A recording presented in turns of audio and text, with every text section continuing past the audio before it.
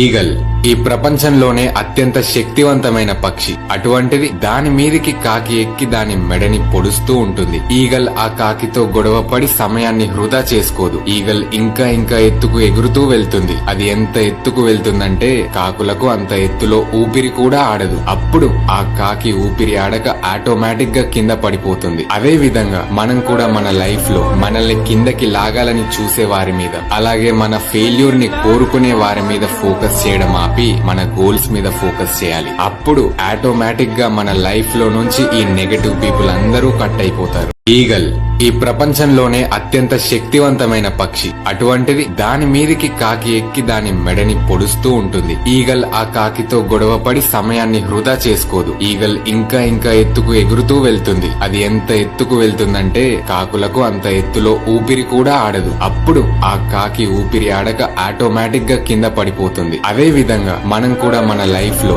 మనల్ని కిందకి లాగాలని చూసే వారి మీద, అలాగే మన ఫెయిల్యూర్ ని కోరుకునే వారి మీద ఫోకస్ చేయడం ఆపి మన గోల్స్ మీద ఫోకస్ చేయాలి. అప్పుడు ఆటోమేటిక్ గా మన లైఫ్ లో నుంచి ఈ నెగటివ్ పీపుల్ అందరూ కట్ అయిపోతారు.